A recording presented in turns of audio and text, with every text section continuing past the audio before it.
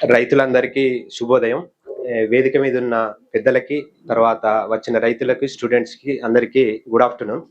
నా పేరు doctor M. Madhu. నేను అపరాల విభాగంలో పనిచేస్తున్నాను. ముందుగా నాకిచ్చిన టాపిక్ వచ్చేసి కంది పంటలో అధిక దిగుబడులు సాధించాలంటే ఒక 6, 7 ఇంపార్టెంట్ పాయింట్స్ ఏమన్నా ఉన్నాయా అనేది చెప్పిర్రు. ముఖ్యంగా సార్ ఇప్పుడు చెప్పిండు, మంచి మేలైన వంగడాలని ఎన్నుకోవాలి. మన యూనివర్సిటీలల్లో ఇక్కడ ఆర్ఏఆర్ఎస్ వరంగల్ కావచ్చు, తాండూరు కావచ్చు, మంచి రకాలు ఉన్నాయి. అవి తీసుకొని ఎన్నుకుంటాం, వేసుకుంటాం. అయితే ఎలాంటి నేలలన్నా కూడా చెప్పిండు సార్. ఇప్పుడు ఎర్రచలక నేలలు కావచ్చు, నల్లరేగడి కావచ్చు. వేసుకునే విధానం అడిగారు మనకు వాళ్ళు. వేసుకునే విధానం ఏంటంటే, మనకు ఎర్రచలక నేలలలో, నల్లరేగడి నేలల్లో తేడా ఉంటది. మీరు అన్ని రకాల నేలలలో ఒకే రకంగా వేయద్దు. మనకు నల్లరేగడి నేలలలో మనకు సాలుకు వెడల్పు ఎక్కువ వేసుకుంటాం. 6 ఫీట్లు కానీ 5 ఫీట్లు కానీ వేసుకోవచ్చు. అంటే 180 సెంటీమీటర్లు లేదా 150 సెంటీమీటర్లు, ముక్కకు 20 సెంటీమీటర్లు ఫిక్స్. అదే ఎర్రచలక నేలల్లో వచ్చేసరికి మన ఈ ఏదైతే అనుకుంటున్నామో సాలుకు మధ్య 120 లేదా 90 వాడాలి. అంటే 4 ఫీట్లు లేదా 3 ఫీట్లు, ముక్కకు 20 సెంటీమీటర్లు ఫిక్స్. అది మళ్ళీ యాసంగి వచ్చేసరికి ఇంకా అందులో సగం అవుతుంది. ఇందాక ఏం చెప్పుకున్నామో అందులో సగం అవుతుంది. తర్వాత వేసుకున్నప్పుడు ఖచ్చితంగా విత్తన శుద్ధి చెప్పుకోవాలి. అది సార్ వాళ్ళు డీటెయిల్గా చెప్తారు ఎట్లా చేసుకోవాలి. తర్వాత విత్తన శుద్ధిలో భాగంగా రైజోబియంతో కూడా విత్తన శుద్ధి చేసుకోవాలి. అపరాల పంటలలో రైజోబియం చాలా ప్రాముఖ్యత ఉన్నది. ఎందుకంటే స్వతహాగా రైజోబియం అనేది చాలా తక్కువ ఉంటుంది నేలలో. ఆ రైజోబియం బ్యాక్టీరియా అనేది. ఈ రైజోబియం బ్యాక్టీరియా ఏం చేస్తుందంటే, ఈ కందులు కానీ, పెసలు కానీ, మినుములు కానీ, ఈ బొబ్బెర కానీ, ఈ పంటలే కాకుండా మనకు ఇంకా మనకు సోయా చిక్కుడు, పల్లి, వీటిల్లో కూడా ఈ రైజోబియం బ్యాక్టీరియా అనేది ఉంటది. అయితే ఈ స్వతహాగా తక్కువ ఉంటది కాబట్టి మనం బయట విత్తనం వేసేటప్పుడు విత్తనానికి పట్టించి వేసుకున్నట్లయితే ఇది సింబయోటిక్ నేచర్ కలిగి ఉంటది అన్నట్టు. అంటే ఈ బ్యాక్టీరియా చెట్టు రెండు ఒకటికొకటి హెల్ప్ చేసుకుంటాయి. ఏం హెల్ప్ చేసుకుంటాయి? ఇప్పుడు నాకు ఒక ఆవాసం ఇవ్వు అంతే అని బ్యాక్టీరియా అడుగుతుంది.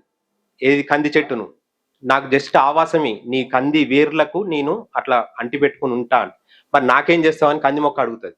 నీకేం చేస్తా అంటే, నీకు కావాల్సిన నత్రజనిని నేను తయారు చేసేతా. గాలిలో నత్రజని ఎంత శాతం ఉంటుంది? 78% ఉంటుంది. ఆ గాలిలో ఉండే నత్రజని స్థిరీకరించి వేరు బుడిపల్లెల్లో తాస్తుంది అది. అంటే తనకు కావాల్సిన పంటకు ఉపయోగపడుతూ గత ఒక 20 రోజుల తర్వాత నుంచి నేను చెప్పేది, స్టార్టింగ్ 20 రోజులు ఫెర్టిలైజర్ కావాలి, తర్వాత నుంచి అది కాపాడుతూ తర్వాత వేసుకునే పంటకు కూడా అది స్థిరీకరించబడుతుంది. అంటే రైతుకు ఉపయోగపడుతుంది, కంది చెట్టు కూడా ఉపయోగపడుతుంది. కాబట్టి ఆ విత్తన శుద్ధి చేసేటప్పుడు ఖచ్చితంగా రైజోబియంతో చేసుకోవాలి.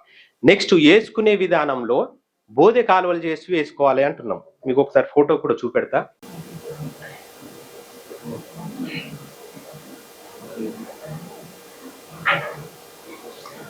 బోదె కాలువలతోని మనం విత్తే పద్ధతి వచ్చేసి బోదె కాలువలు చేసుకోవాలి.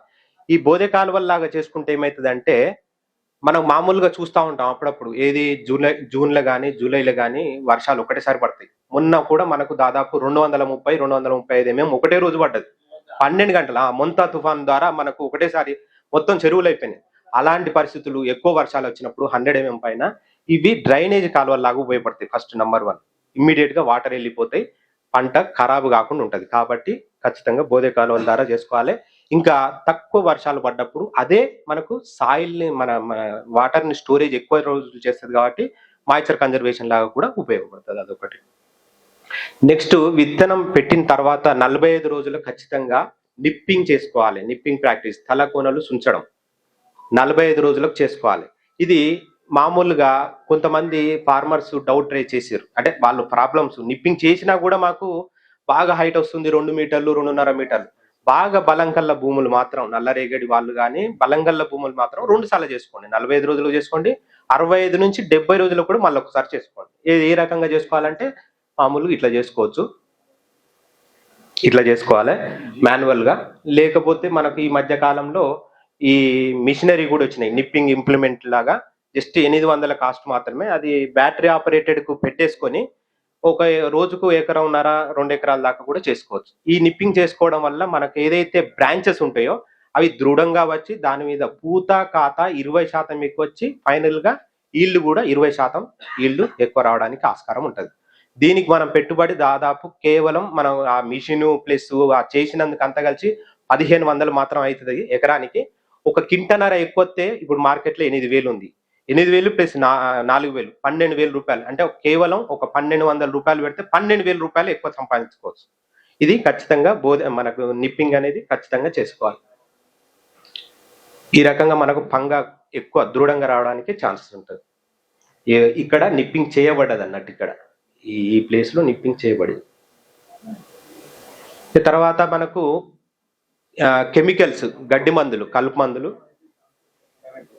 కలుపు మందులు అదంతా మీకు బ్రోచర్ లో డీటెయిల్ ఇవ్వబడింది. అవి ప్రాక్టీస్ చేయండి. మిగతా ఈ ఛాన్స్ ఇచ్చినందుకు thank you Madhu, thank you very much.